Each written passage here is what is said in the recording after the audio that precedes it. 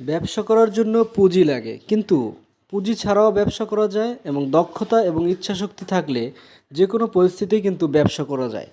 এই ছেলেটি তার একটি উদাহরণ। দেখতে পাচ্ছেন, এই ছেলেটি কিন্তু রাস্তার পাশে বসে কিছু বাচ্চাদের বেল বিক্রি করছে। এতে কিন্তু তার পুঁজি অল্প, কিন্তু তার ইচ্ছাশক্তি এবং দক্ষতা কিন্তু প্রচুর। সে দেখতে পাচ্ছেন এই বেলগুলো কিন্তু মাত্র 20 টাকায় বিক্রি করছে, এবং সে হয়তো এই বেলগুলো 10 টাকা বা 12 টাকা বা 8 টাকায়ও কেনা হতে পারে। কিন্তু সে তার দক্ষতা দিয়ে কিন্তু এই বেলগুলো সুন্দরভাবেই বিক্রি করতে পারছে। দেখা যাচ্ছে অনেকেই কিন্তু এই বেলগুলো কিনে নিয়ে যাচ্ছে। আমিও এখান থেকে কয়েকটি বেল্ট কিনেছি।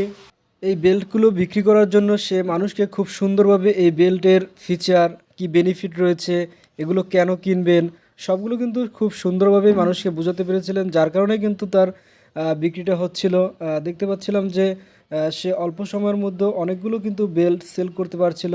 সে দেখাচ্ছিল যে কিভাবে এটি ইউজ করবেন, এটি ইউজ করলে কি সুবিধা রয়েছে, কীভাবে বাচ্চারা সহজে এটি ইউজ করতে পারবে, এটাকে বড় ছোট করা যায়।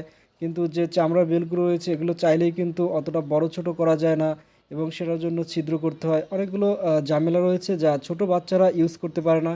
কিন্তু এগুলো দাম সীমিত এবং ব্যবহার করাটা কিন্তু একদম ইজি, যার কারণেই কিন্তু এটা কিনতে পারছিল। এবং কয়েকটি কালার সে দেখাচ্ছিল, এবং এর বুকলেটসগুলো রয়েছে কয়েকটি ধরনের।